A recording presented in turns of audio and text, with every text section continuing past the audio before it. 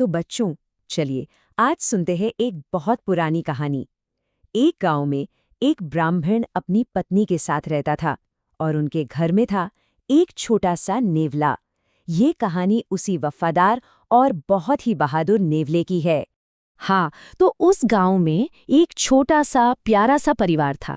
ब्राह्मण और उनकी पत्नी का एक नन्हा सा बच्चा था और साथ में था एक नेवला, जिसे वो दोनों, आप जानते, बिल्कुल अपने बच्चे की तरह ही मानते थे, उसी की तरह प्यार करते थे। वो चारों एक सुंदर से छोटे से घर में रहते थे। एक हंसता खेलता बड़ा ही खुशहाल परिवार। बच्चा और नेवला तो मानो भाई हों, साथ साथ खेलते साथ साथ ही बड़े हो रहे थे। और उनकी दोस्ती, अरे भाई, वो तो दिन ब दिन और भी गहरी होती जा रही थी। लेकिन फिर एक दिन कुछ ऐसा हुआ जिसने सब कुछ बदल दिया। ब्राह्मण किसी काम से बाहर गए हुए थे और उनकी पत्नी को अचानक कुएं से पानी भरने जाना पड़ा।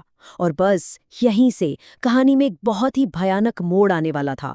तो हुआ यूं कि पिता काम पर थे, माँ को पानी लाने जाना पड़ा और उनका प्यारा सा बच्चा पालने में गहरी नींद में सो रहा था। अब घर पर बच्चे के साथ कौन था? सिर्फ वो वफादार नेवला। माँ ने जाते जाते नेवले को बड़े प्यार से देखा और मन में सोचा, फिक्र की कोई बात नहीं, मेरा ये वफादार नेवला मेरे बच्चे का पूरा ध्यान रखेगा। उसे अपने नेवले पर पूरा भरोसा था और वो एकदम बेफिक्र होकर पानी भरने चली गई। पर क्या ये खुशी और ये भरोसा यूं ही बना रहने वाला था? शायद नहीं, क्योंकि पत्नी के जाते ही घर के दरवाजे पर एक अनदेखा बहुत ही भयानक खतरा दस्तक दे रहा था। घर के अंदर बने एक छोटे से बिल से फुफकारता हुआ एक भयानक काला सांप बाहर निकला। वो जहरीला सांप बहुत धीरे धीरे रेंगते हुए सो रहे बच्चे के पालने की तरफ बढ़ने लगा। लेकिन तभी उस वफादार नेवले की नज़र उस खतरनाक सांप पर पड़ गई। अपने छोटे भाई जैसे दोस्त को इतने बड़े खतरे में देखकर उस नन्हे से जानवर के अंदर का बहादुर योद्धा मानो जाग उठा। जरा सोचिए, एक तरफ था वो छोटा सा पर बहादुर नेवला और दूसरी तरफ वो जहरीला फुफकारता हुआ सांप। अपने दोस्त की जान बचाने के लिए नेवला एक पल भी नहीं रुका और बिजली की तेजी से सांप पर झपट पड़ा।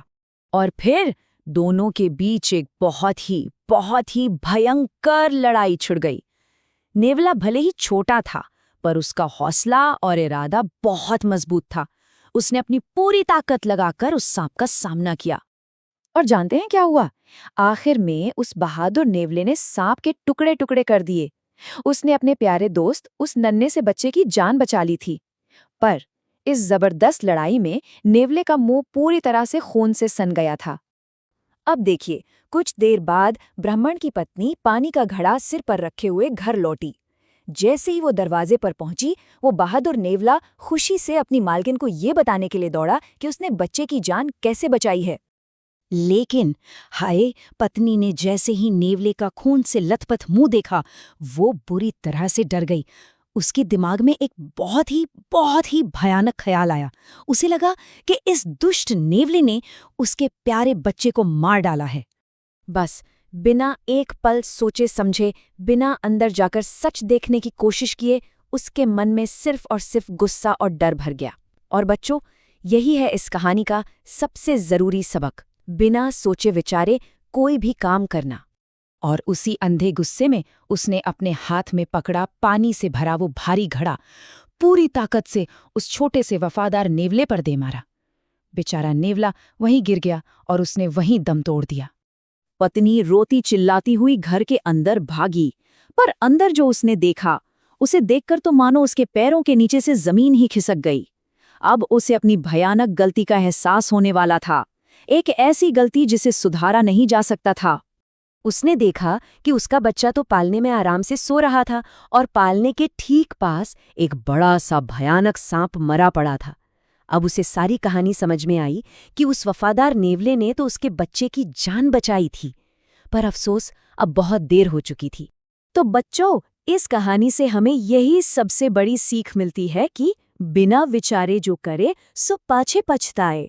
मतलब हमें कभी भी जल्दबाजी में या गुस्से में या फिर बिना पूरी बात जाने कोई भी फैसला नहीं करना चाहिए, वरना बाद में पछताने के सिवा कुछ हाथ नहीं आता।